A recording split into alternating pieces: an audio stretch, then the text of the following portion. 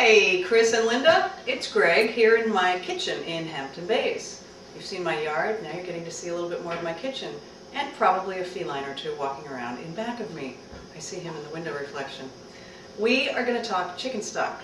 I know that you are interested in using your delicious roast chicken carcass to make some broth, and when you said you were going to go online and find out how to make it, I thought, who better to teach you how to make chicken broth than me? I love chicken broth, as you know, and chicken soup. I love making everything. So, you have a frozen chicken carcass in a bag that you're going to pull out. I've already pulled mine out. I had this in a bag, and one of the things that I do when I freeze my chicken carcass, as I'm making other things throughout the week, or the week, sometimes it takes me weeks, I don't necessarily make chicken soup every week. If I have the end of an onion, or I'm going to take the tops off of these pieces of celery. Now if I'm snacking on this celery, I'm going to take these and I'm going to go in the freezer, open up a bag with a chicken carcass, and I'm going to stick this in, so that by the time it comes to making the soup, I might already have all the veggies I need in there. And why do we add veggies? Because they add flavor. They're called aromatics. Celery, onion, and sometimes carrots are added to the basis, foundational things like stock for making sauces and soups, because they give it a rounded out kind of flavor. So I roasted a chicken the other night, as I mentioned to you, and I think when we did one together, I told you about the fond in the bottom of the pan, that very thick, rich reduction of meat juices. When you roast a chicken in the pan, you want to make sure not to throw the fond out. And if you're not making a chicken stock right at that moment in time, put the carcass and scrape the fond into the Ziploc and put it in the freezer so that you'll have it. I've already done that. I've threw it in the pot before. So I've got one fresh chicken carcass, I've got my fond, I've got my frozen carcass, which had a couple of mushrooms. They were going bad, so not going bad, but I wasn't ready to eat them before they would go bad, so I tossed them in here. This is a 9-quart pot, so a little bit more than a gallon, and I'm going to put half liquid and half ingredients. You're going to have to eyeball it. I don't weigh anything or really measure it, but give yourselves about half of the pot left for the liquid and half the pot for ingredients. And you don't want to overwhelm the chicken with too many aromatics. So it's just, you got to play with it and get used to it and see what kind of flavor profile you like.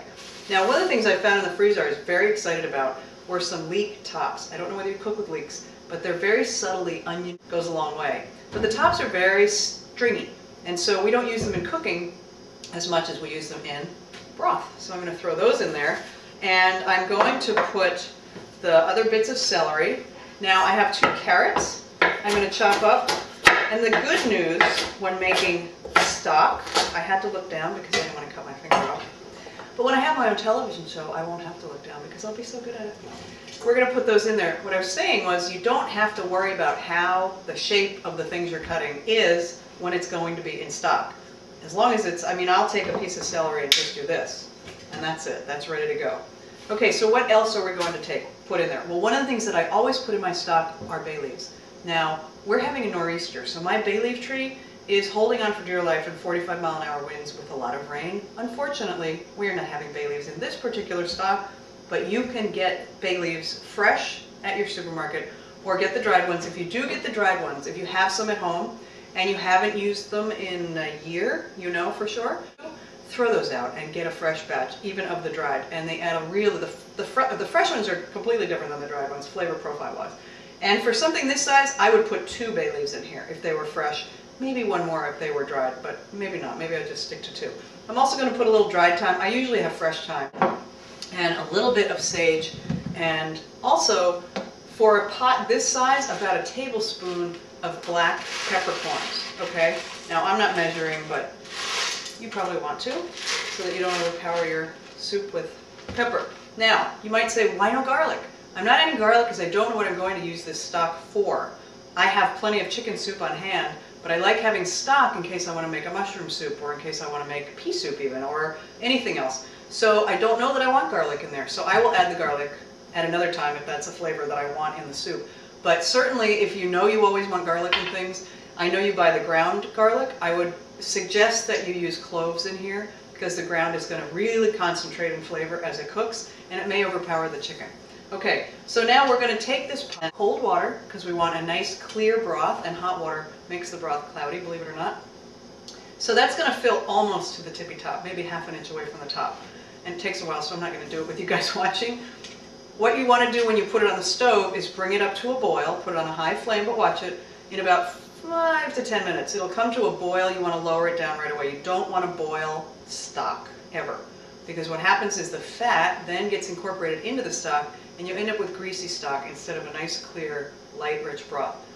What you're going to do after it's cold is put it in the fridge. All the fat will rise into one big plate or chunks, and you can just take it out and get rid of it.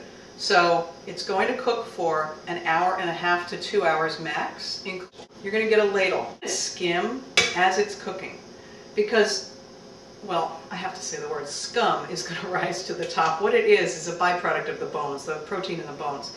And it looks bubbly and gray and white. And there's also going to be fat, puddles of fat. You want to take those off, skim them off, and get them out of the way, because the flavor of that scum is not great. And again, we don't want it, if the stock does go to a boil a little bit more than you want it to, we don't want to incorporate that back into your beautiful broth. So you're going to skim. Once it's done, take it off the heat until you can handle it. Then get a big bowl with a colander, and you carefully pour the soup, bones, and stock into this device. Eventually you're going to lift out the bones and the veggies and toss those, and then you have your beautiful broth. You're going to put it in the fridge to cool, never in a plastic container with a lid, right? And voila, rich, delicious. What could be better? You're going to keep it in the fridge, the freezer for later in small containers, or just make yourself a nice batch of soup. It's getting on winter, as they say, so it's always good to have soup on hand. If you stuff your birds before you roast them to add flavor, which I often do, I use onion, garlic, herbs, sometimes an apple or a lemon, carrots. It just depends on what kind of food I have and what other things I have in the house. If you do that, you might want to take out whatever is going to taste a little bit strange in soup. For instance, lemon might taste strange in whatever soup you're going to make. It might taste good, but it will get very concentrated, so I would pull that out. But I would leave all the veggies in, and then just add a little bit less of, the things you're going to chop. And that's it! How could this be any easier? Why doesn't everybody make soup at home? Tell your friends, send them to this video. Hey, tell your friends if they want their own video, they should send me an email. You've got it. I might have some fun with videos and cooking. How do you like that? Take care, see you soon.